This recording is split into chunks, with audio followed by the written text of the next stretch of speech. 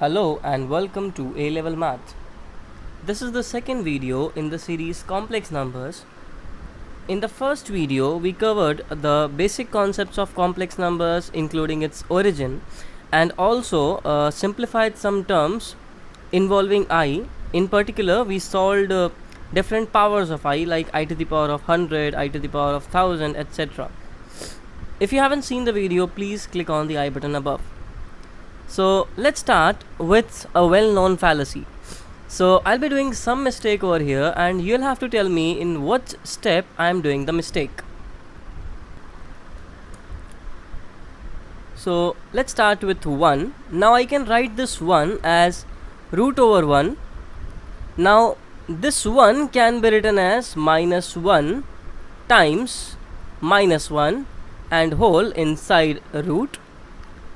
So minus 1 times minus 1 is 1, so I can write this 1 as that. Now I can split this root into two parts. One is root over minus 1 and the another one is again root over minus 1. Now from the previous video we know that root over minus 1 is I. So similarly we get I times I, which is I square, and from the previous video we know that I square is minus 1. So see what we get. We get 1 is equal to minus 1, right? I've done some mistake in one of the steps between, so you have to tell me in which step I have done the mistake. Okay? And if you can't, stay tuned because I'll be telling you the answer at the end. Let's take up some practice questions now. So remember I told you in the first video that any complex number can be written in the form of A plus IB, say for example 2 plus 3I or 3 minus 8I or anything. This is called the real part of the complex number and 3I is the complex part. So for any complex number A plus IB, A is called the real part of the complex number and IB is called the complex part. Alright, so we are given two complex numbers. First complex number is 6 plus 3I. So 6 is the real part and 3I is the complex part, and another complex number is 3 minus I. So 3 is the complex part and 3 is the real part and minus I is the complex part. And we have to find out the value of Z1 divided by Z2. Okay, so what is Z1?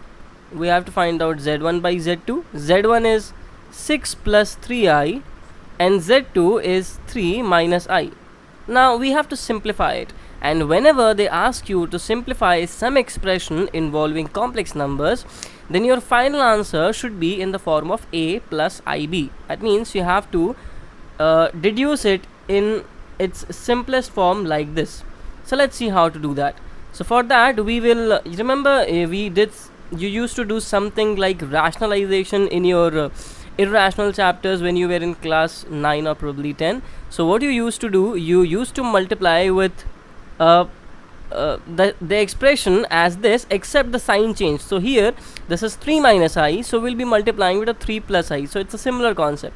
So what we do, we multiply the numerator and the denominator with 3 plus I. So remember you have to use this same expression except a change of sign in the middle.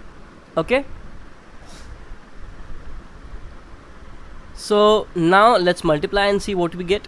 6 times 3 is 18, 3I times 3 is 9I, 6 times I is 6I, and 3I times I is 3I square divided by 3 minus I times 3 plus I is 3 square minus I square, because A plus B times A minus B is A square minus B square.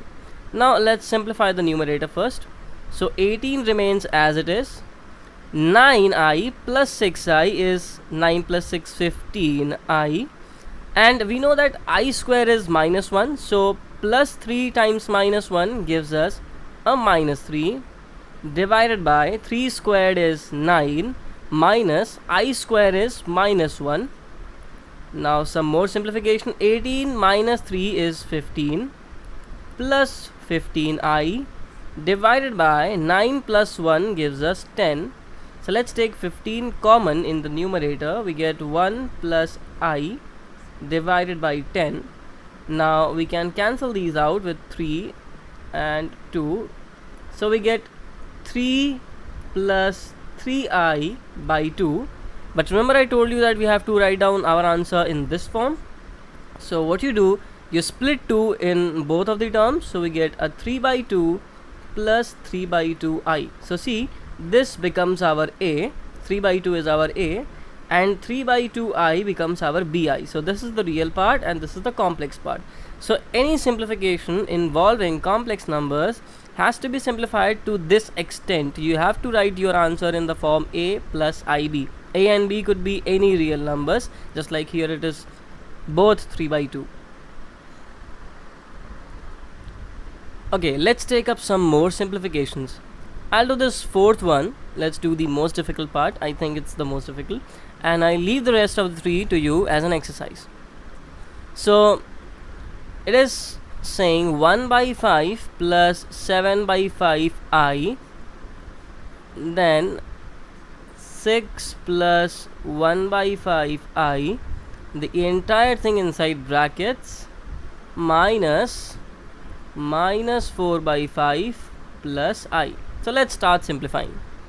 So 1 by 5 minus 6, or we can rather just open up every bracket, so that will be helpful, I guess. So 1 by 5 plus 7 by 5I minus 6 minus 1 by 5I plus 4 by 5 and then minus I. So is this correct? Yes, I think so. Okay, now let's take up all the real parts together and all the imaginary parts together. So 1 by 5 minus 6 and plus 4 by 5 are the real parts. 1 by 5 minus 6 plus 4 by 5, and then all the imaginary parts together.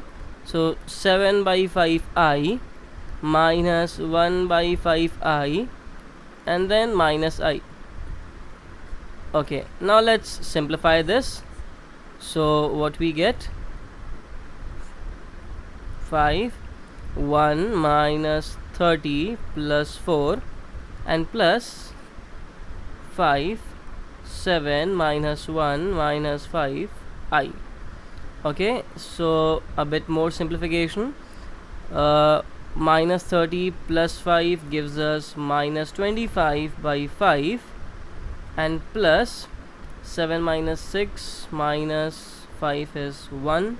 So 1 by 5I. So our final answer is 5 and 25 gets cancelled out. Okay, so minus 5 plus 1 by 5I. This is our final answer. Let's take up some more questions.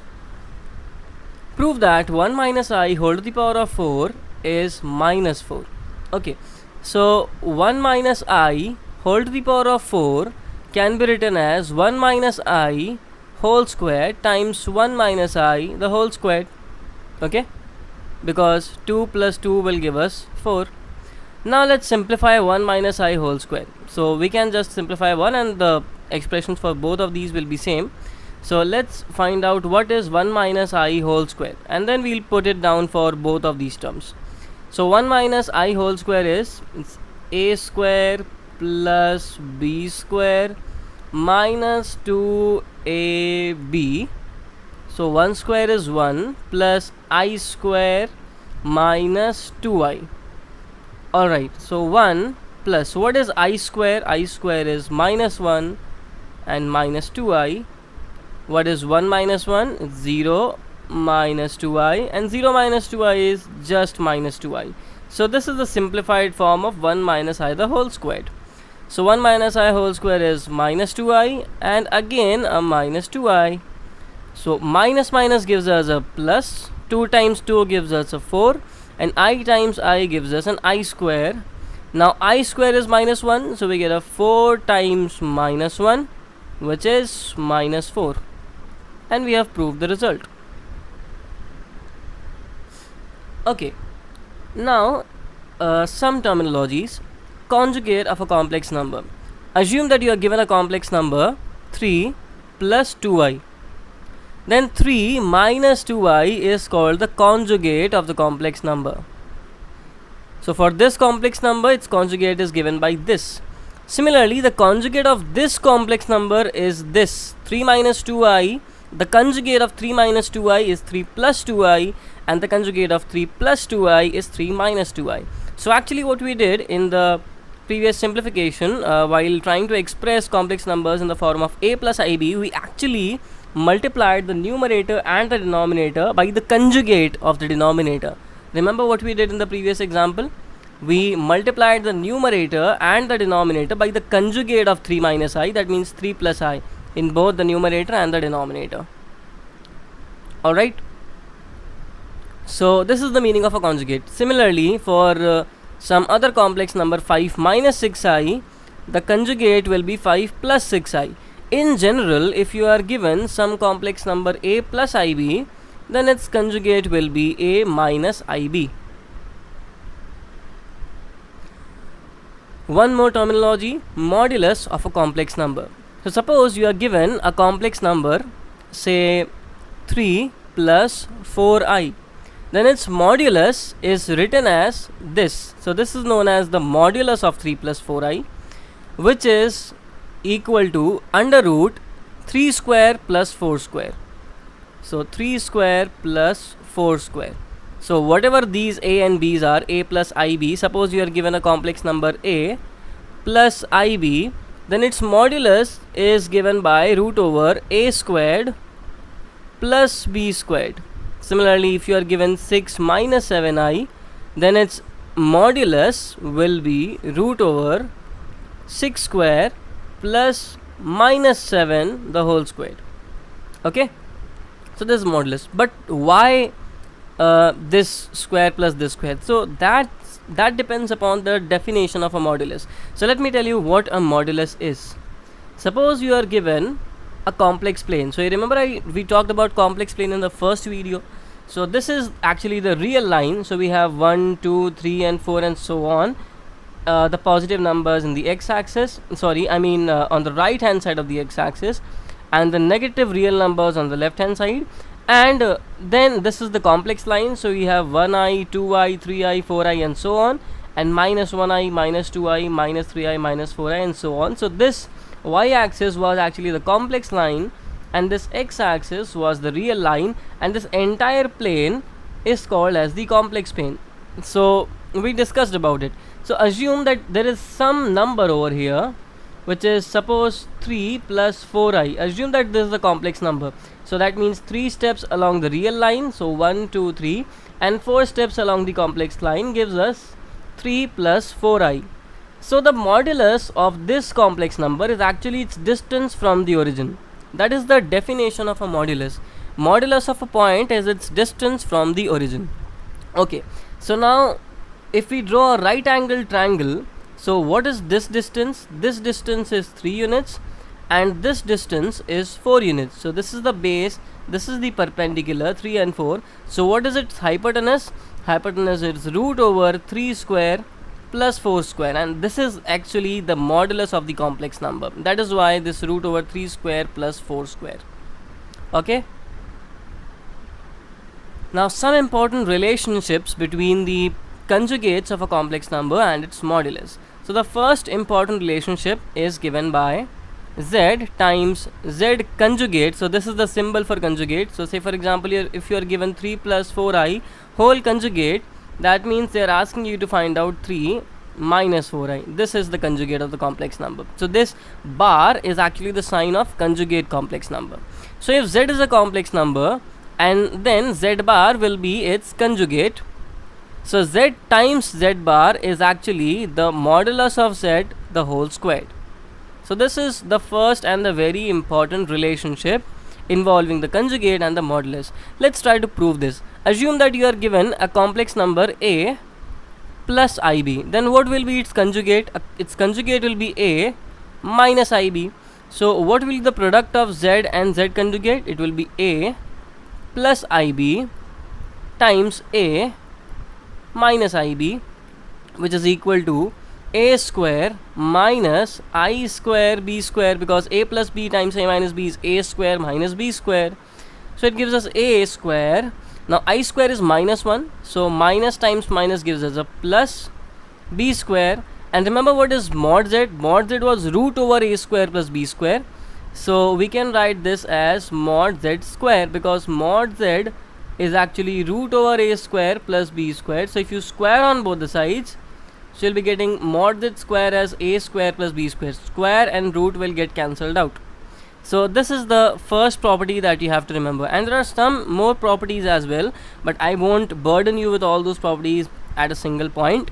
So we'll look into each and every property with the flow of the example. So I'll keep on telling you the examples, and whenever I will feel a need to use those relationships, I'll tell you. And in most of the cases, if even if I don't derive them, at least I'll give you a hint of how they are coming. Okay, let's take up this question. You're given alpha and beta to be two complex numbers. So remember, they are just like z1 and z2. Don't get bogged down with these Greek letters. They are just to scare you, but you should not feel scared. Alpha and beta are just complex numbers. If you are not comfortable with them, you can write z1 and z2 in place of alpha and beta. That will make no difference. So alpha and beta are two complex numbers such that modulus of beta is equal to 1. Then we have to show this thing. Okay, so let's start with the left hand side. So modulus of beta minus alpha divided by 1 minus conjugate of alpha plus beta. So this we have to prove that it's equal to 1. But instead of finding the value of this, let's start with the whole square of this. Okay, because we just now have seen one particular formula, that mod of z the whole squared is z times z bar. This we know. So that is why instead of starting with mod z, we start with mod z square, because we can then write it down as z times z conjugate. So we can write this down as this complex number 1 minus alpha bar beta, and multiplied by the conjugate of this entire complex number. So you think of this entire thing as z. So mod z square is z times z conjugate. Okay, so z is this and z conjugate is beta minus alpha and divided by 1 minus alpha bar beta, and the conjugate of this entire thing. Okay, so one property that I'll be using over here is that suppose you are given a fraction of two complex numbers and the conjugate of this entire fraction, then you can take the conjugates onto each and every of one of these complex numbers. So it will be like conjugate of z1 divided by conjugate of z2. That means you can split conjugate into numerator and denominator. So we leave this part as it is, and we apply conjugates on the numerator and the denominator. So conjugate of beta minus alpha divided by the conjugate of 1 minus alpha bar and beta. Okay, let's keep this thing again as it is. Beta minus alpha divided by 1 minus alpha bar beta multiplied by, now one more formula. Suppose you are given the sum or difference, anything, z1 plus minus z2, anything, and the conjugate of this entire thing, then it can be written as z1 conjugate plus or minus whatever it is, z2 conjugate. The proof is very simple. You just take z1 as a plus ib and z2 as x plus iy, and then segregate the real and imaginary parts and then find out the conjugate, and you will see that it's pretty much straightforward. Even if you can't, it is available in any standard textbook, but I strongly insist you to at least go through the proof and write it down on a copy. Okay, so we can write this as beta conjugate minus alpha conjugate divided by 1 conjugate minus alpha bar beta whole conjugate. Okay, alright, let's keep this thing as it is. So beta minus alpha divided by 1 minus alpha bar beta. Okay, then entire thing multiplied by beta bar minus alpha bar divided by, now 1 is a real number and its conjugate is just 1 itself. The conjugate of a real number is the same number, so 1 bar is 1, minus, now one more formula that we'll be using is that if you are given product of two complex numbers z1 and z2, then its entire conjugate is the conjugate of z1 times the conjugate of z2. Okay, so conjugates split over products as well. They split over products, they split over sums and differences, they split over fractions. So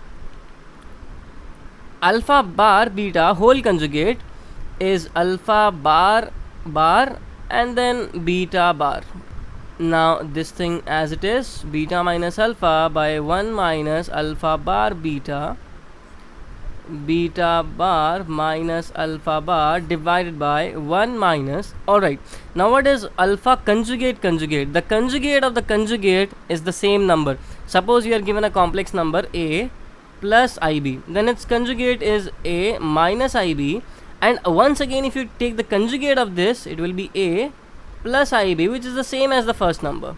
So conjugate of a conjugate doesn't change the number. So if you are given a complex number alpha and you conjugate it 2 times, so alpha conjugate conjugate gives you alpha, the same complex number. So alpha conjugate conjugate gives you alpha itself.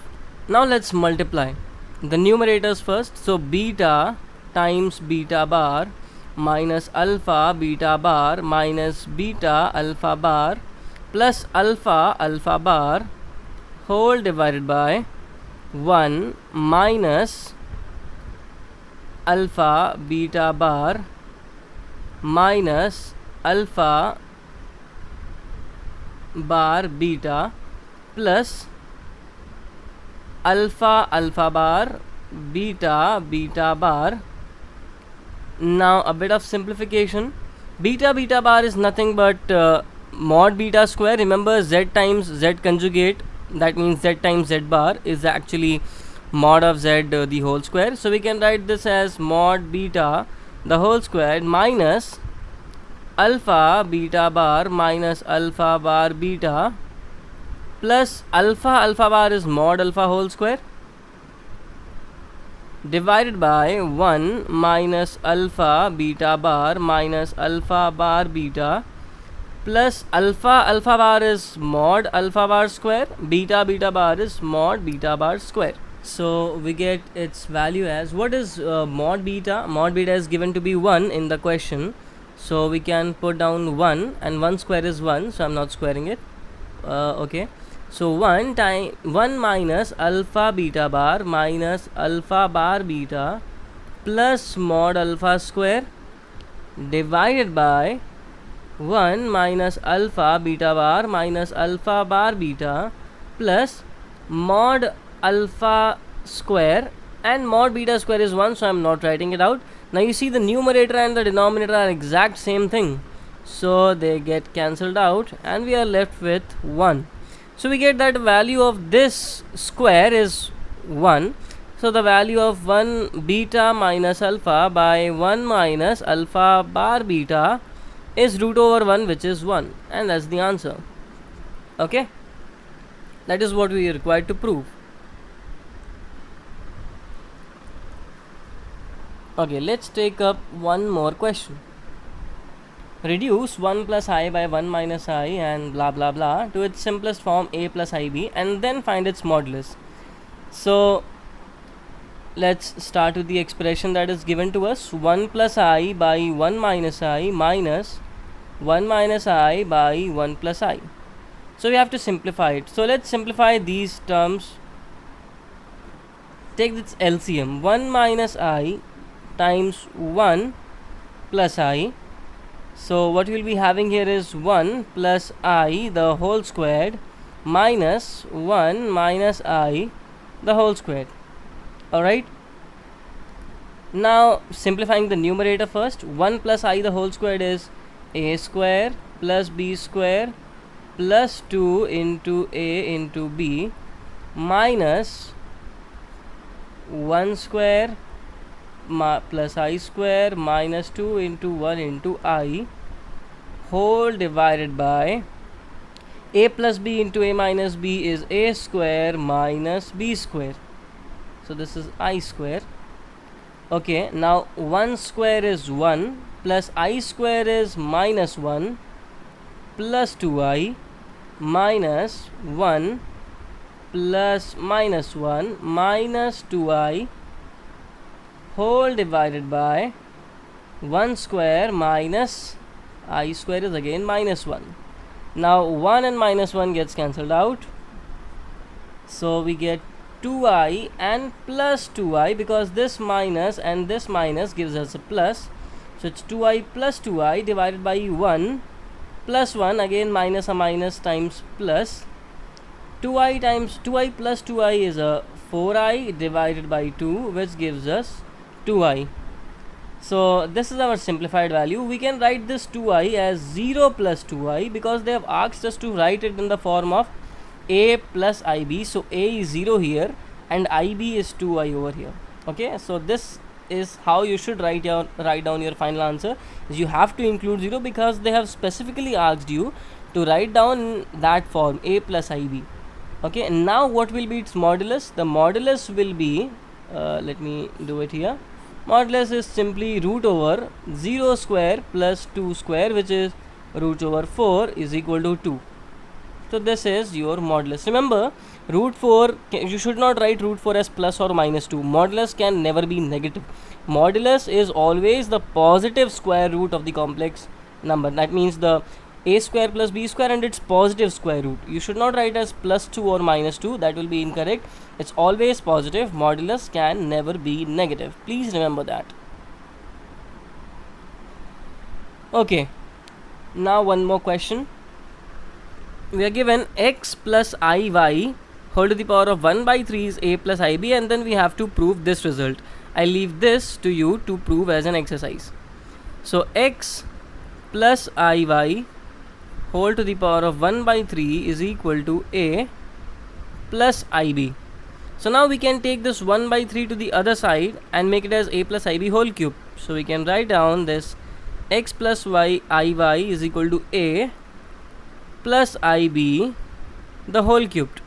Now let's open the cube. So a plus b whole cube is a cube plus 3 a square b plus 3 a b square plus b cube. This was the formula, remember. A plus b whole cube is a cube plus 3a squared b plus 3ab squared plus b cube. So let's simplify. So we get a cubed plus 3a square b I plus 3a I square b square. So I square gives us a minus 1. So I'll do a bit of step jump over here. So I take that minus outside. So plus minus gives us a minus 3ab square. So I have written down a square as minus 1 and plus I cube b cube. Now what is I cube? I cube was minus I, if you remember from the previous video. So if you haven't seen that, please do watch that video. So I cube b cube is, I cube can be written as minus I. So I'll make this as minus I and then b cube. Alright, now segregate the real parts together. The real parts are a cube and minus 3ab square, and the complex parts separately. So 3a square b minus b cube I. Okay, so this is segregating the real and imaginary parts.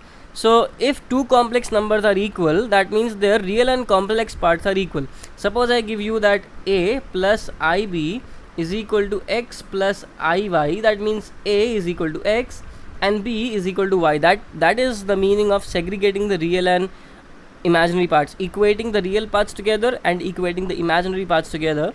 So gives us a is equal to x and b is equal to y, and this is what that we are going to do over here. So we get that x, which is the real part, is the real part of the right hand side, a cube minus 3ab square, and y will be equal to its imaginary part, so 3a square b minus b cube. So x is equal to a cube minus 3ab square. We can take a common over here, so we get a square minus 3b square. So we take this a below x, so we get x by a is equal to a square minus 3b square. And similarly we'll be taking b over here, down here, so we'll be getting y by b is equal to 3a square minus b square. And what if you add these two now?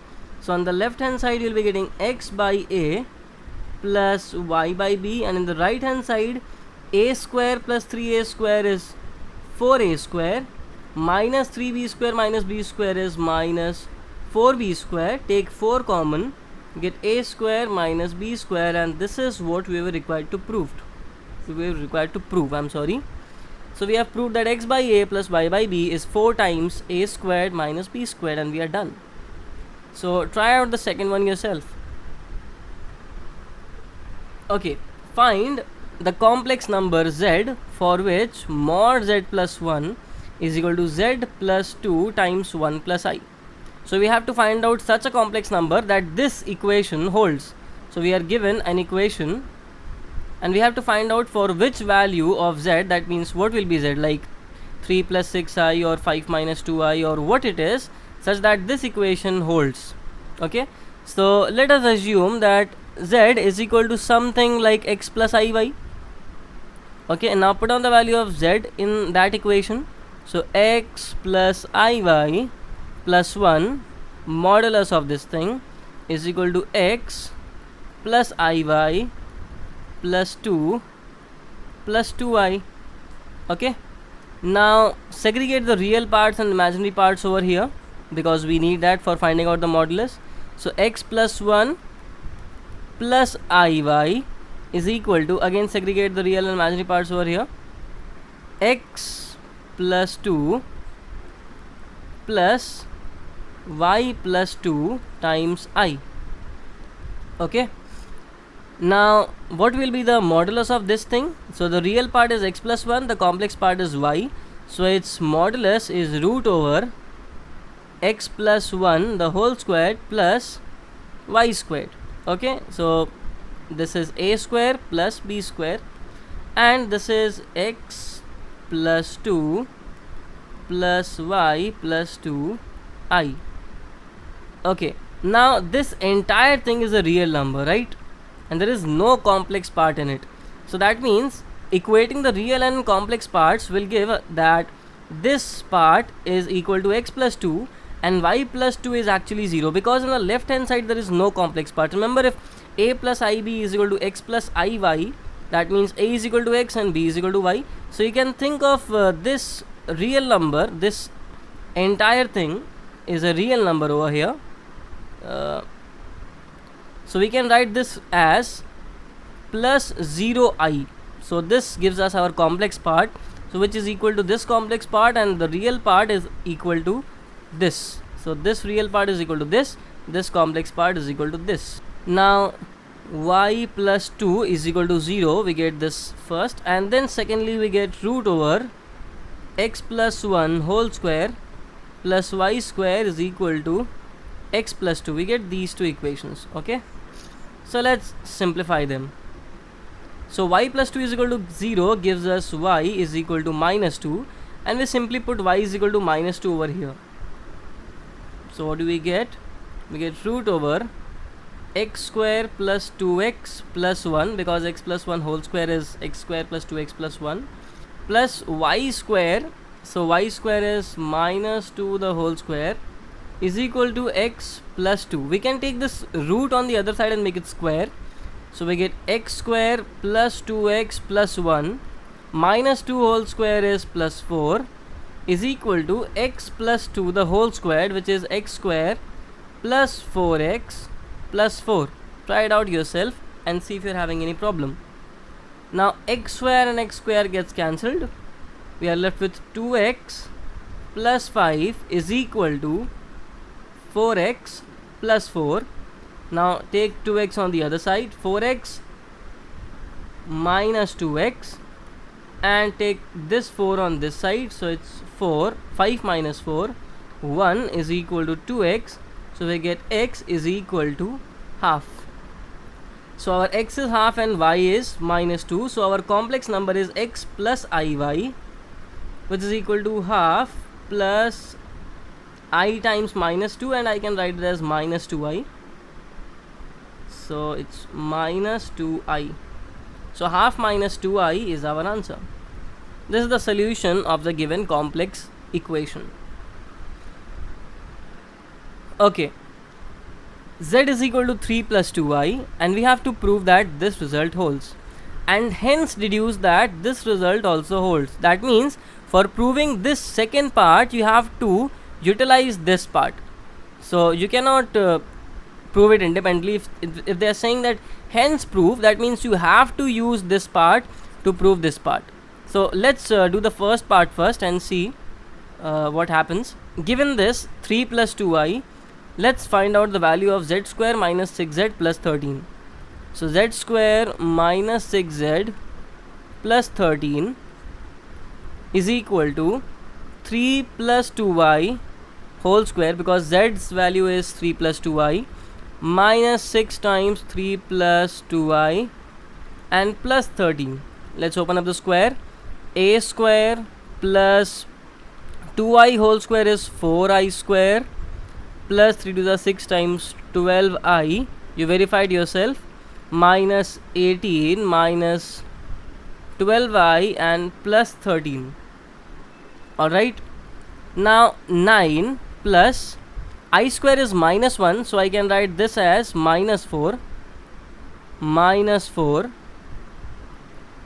plus 12i minus 18 minus 12i and plus 13.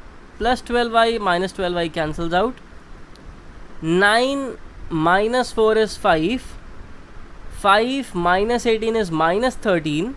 Minus 13 plus 13 is a 0. So everything cancels out.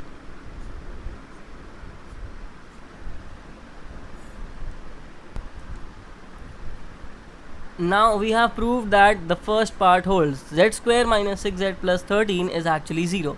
Now we have to prove this result. So one method was that you could put down the value of z, that means 3 plus 2i, and then solve each and every term, simplify each and every term, and then you will be getting 0. But this they are not asking us to do.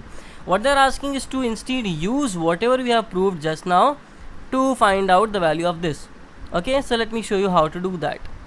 3z cube minus 13z square plus 9z plus 65. Okay, the trick here is that you have to forcefully get this expression.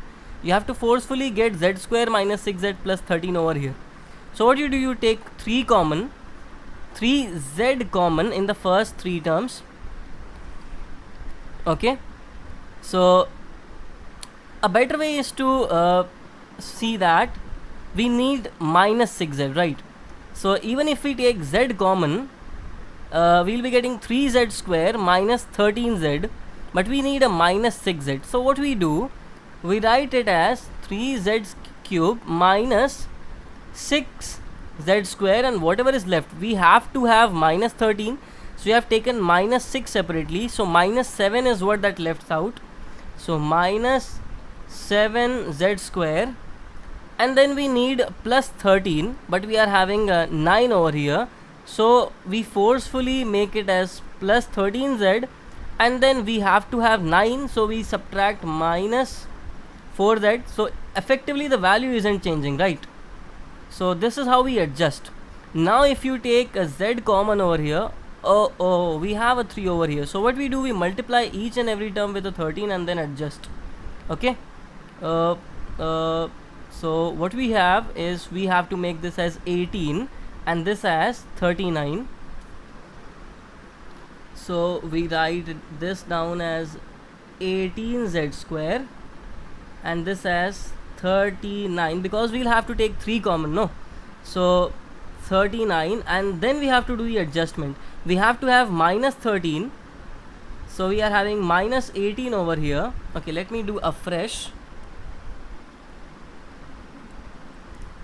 So because we have a 3 over here, so we have to write this down as minus 18, because then when we'll be taking 3 common, we'll be getting a 6z. So minus 18z square, and then we have to have 13, so we multiplied with a 3, 39z, not square, 39z, and then plus 65 remains as it is, and then we have to do the adjustment. We needed minus 13, but we have forcefully taken minus 18, so we have to add 5z square. We have to have 9z, but we have forcefully taken 39, so we need to subtract 30, so 30z. Okay, now when we will be taking a 3z common, what we get is z square minus 16z plus 13 plus 65 plus 5z square minus 30z. So advantage is that we know its value, right? Z square minus 16z plus 13 is 0, so we get 3z times 0, and then we can take 5 common in this term. So 5 common gives us 13 plus z square minus 6z. So this part gives us a 0, and 5 times, again this is 0, z square minus 6z plus 13 is 0, so we get a 0 as our answer. And this is what we were required to prove. Hope you are getting this adjustment. We have to forcefully make this expression, so we have to forcefully transform this equation to get these terms. So that is what all this adjustment was about. One more question. P plus IQ is this much. So what we do, we first simplify the right hand side. So P plus IQ is A plus I the whole square divided by 2A minus I. So square the numerator. A square plus B square plus 2AI divided by 2A minus I. Now I square is minus 1, so we put on its value. A square minus 1 plus 2AI divided by 2A minus I. Now separating the real and imaginary parts. So A square minus 1 by, okay, first we have to multiply and divide, multiply the numerator and the denominator by the conjugate of this. So 2A plus I divided by 2A plus I. So in the numerator what we will be getting, A square minus 1, so we multiply each and every term with 2A plus I. So A square times 2A, 2A cube. A square plus I is A square I.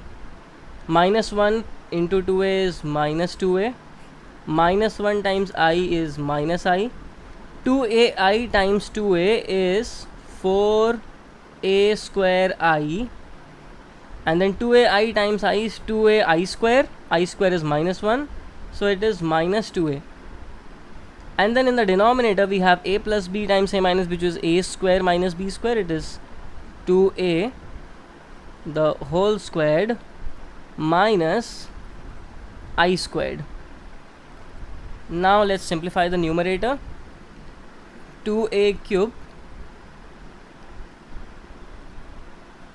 minus 2A gives us minus 4A. Then A square I and minus I plus 4A square I. A square I plus 4A square I is plus 5A square I plus 5A square I, and then minus I remains as it is, divided by 4A square minus I square will be plus 1, because I square is minus 1, so minus minus will give us a plus. Okay, so this is the simplified value. Let's separate now.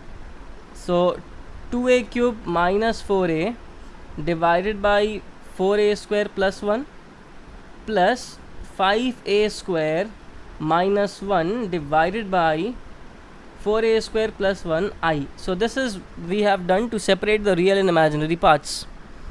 Alright, so this means that the value of P is this and the value of Q is this. Now we have to find out the value of P square plus Q square and show that it is equal to this thing. I leave it to you as an exercise. Just try it out, simplify, manipulate and prove the result. Okay, some more questions. Z1 and Z2 are complex numbers such that 2Z1 by 3Z2 is purely imaginary. Purely imaginary means there is no real part in that. So say for example, if a plus ib is a complex number, and if I say that it is purely imaginary, that means a is 0.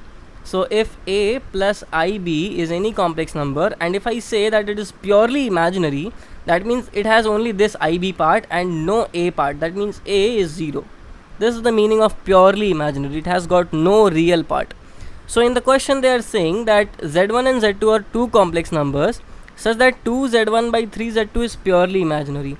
So that means 2Z1 by 3Z2 is of the form bi. So this is purely imaginary. It has not got the real part. Okay, now we have to prove this result. Okay, so let's start. We are given mod of Z1 minus Z2 divided by Z1 plus Z2. Okay, so what we do, we multiply and we divide the numerator and the denominator by Z2. So what we get, Z1 by Z2 minus 1, we are dividing the numerator by Z2 and the denominator as well, Z1 by Z2 plus 1. Okay, now from here we can get the value of Z1 and Z2, and then we can just put it down in this expression. So we get Z1 by Z2 as this 2 is going down and this 3 will go up. So we'll be getting bi times 3 up and 2 down.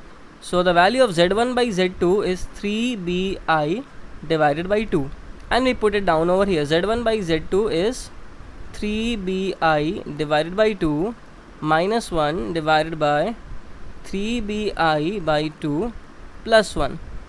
Now we multiply and divide the numerator by 2.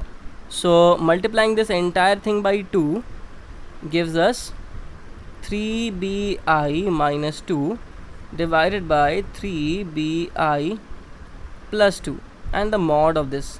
Now some properties that we have discussed: mod of Z1 by Z2, mod of Z1 divided by Z2, mod of Z1 by Z2 is mod Z1 by mod Z2. So modulus splits in the fractions, so in the numerator and the denominator. So this gives us mod of 3bi minus 2 divided by mod of 3bi plus 2. Now what is the mod of 3bi minus 2? It is root over 3b whole square plus 4 divided by root over 3b whole square plus 4, and this is the exact same thing, so it gets cancelled out and we get 1 as our answer, and that's it. One more question, I guess this is the last one. Let's see. So we are given mod Z1 is equal to mod Z2 is equal to mod Z3 and so on and so forth. There are n many complex numbers. There are n complex numbers, Z1, Z2, Z3 and so on up to Zn, and all of their modulus values are equal to 1. Then we have to prove that this result holds. Okay, so let's consider this. First of all, consider mod Z1 is equal to 1. We are given mod Z1, mod Z2 all are equal to 1. So let's just take the first part. Mod Z1 is equal to 1 and square both sides. So we get mod Z1 square is equal to 1. Now what is mod Z1 square? Remember the formula. Mod Z1 square is Z1 times Z1 conjugate. Remember, Z times Z conjugate is equal to mod Z square. This is what we have used over here, is equal to 1. So what is 1 by Z1? So we take Z1 on the other side. So Z1 conjugate is 1 by Z1. Okay, so we are getting 1 by Z1 is equal to Z1 conjugate. Similarly, we will be getting that 1 by Z2 is equal to Z2 conjugate, and 1 by Z3 is equal to Z3 conjugate, and so on and so forth up till 1 by Zn is equal to Zn conjugate. So for the left hand side, we just put down these values. So we are given the left hand side as 1 by Z1 plus 1 by z2 plus so on and so forth up to 1 by zn, the mod of this entire thing. So 1 by z1 can be written as z1 conjugate plus 1 by z2 can be written as z2 conjugate plus so on and so forth up to zn conjugate. Now remember that conjugates also split over addition and subtraction. So remember that z1 plus z2 whole conjugate was z1 conjugate plus z2 conjugate. That means if you are given conjugate on separate complex numbers, you can put a conjugate on the addition of the complex numbers. So this is what we do. We put down a big conjugate on all of these complex numbers. So a big conjugate on them. And there is one more formula that I haven't told you now. As of now, I'll just now tell you. So mod of z1 is actually the mod of z1 conjugate. So doesn't matter if you take the modulus of the conjugate, that means a plus ib and a minus ib, both of the modulus are root over a square plus b square, right? So the mod of z is actually equal to the mod of z conjugate, because suppose z is equal to a plus ib. So what is z conjugate? A minus ib. The mod of this thing is root over a square plus b square, and the mod of this thing is also root over a square plus b square. So the z and z conjugate both have got the same modulus. So it doesn't matter if I conjugate or not, I can remove the conjugate safely. z1 plus z2 plus zn, the modulus of the conjugate is actually the modulus of the same complex number. So we can remove the conjugate, and this is what the right hand side is. And we are done. Oh, that was not the last question. We have still got some more. I'll just give you a hint over here and then you try it out to solve it on your own. So we are given an equation, z square is equal to mod z, and we have to find out what is the value of z. So what we do, we start with assume that z is equal to x plus iy. Then you put on the value and then segregate the real and imaginary parts.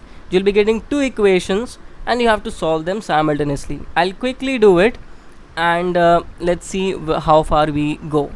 So we get z square is equal to z conjugate is equal to z conjugate. So we get x plus iy whole square is equal to x plus iy whole conjugate.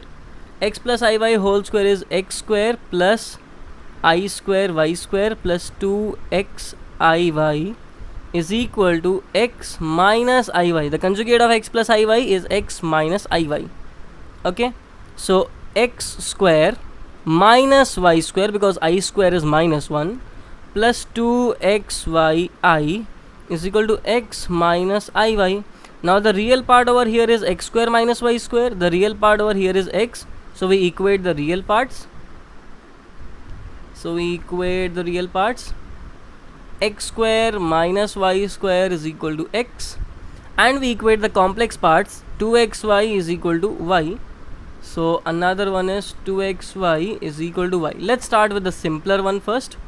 So 2xy is equal to y. Take y on the other side, minus y is equal to 0. Take y common. Don't cancel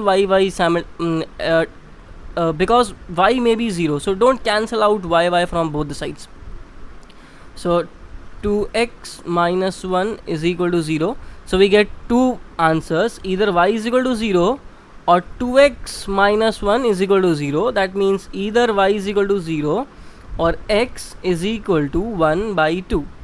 So we get this from the second equation. From this equation we get this. Okay, and we also need to have this result. So what we do, we put y is equal to 0 in here and see what do we get. So if you put y is equal to 0, you get x square minus 0 square, which is 0, is equal to x. So we get x square is equal to x. So take x on the other side. X square minus x is equal to 0. Take x common. X minus 1 is equal to 0. Either x is equal to 0 or x is equal to 1. So this we get when we take y to be 0. So when we take y as 0, we get these two results. Either x is 0 or x is 1. So this gives us two complex numbers, 0 plus 0i and 1 plus 0i. Okay, and if you take x is equal to half and put it down in this same equation, you'll be getting some value of y. So let's see what it gives us. 1 by 2 the whole squared minus y square is equal to 1 by 2. So we get 1 by 4 minus y square is equal to 1 by 2. So we get y square is equal to minus half. But this is not possible, because y is a real number and its square cannot be negative. So this part is not possible. So we cannot have x is equal to half. The only possibility is y is equal to 0, which gives us these two real complex numbers. The first answer is 0 plus 0i and the second answer is 1 plus 0i, and that's it. Okay, so in this video we have discussed many things. Almost complex numbers is done. So we have discussed the real and imaginary parts of a complex number, the conjugate of a complex number, the modulus of a complex number, and the important, of this spelling error, the modulus of a complex number, and finally some important relationships. Thanks a lot, and study hard and study smart with A-level math. Keep watching A-level math. Thanks a lot. Bye bye.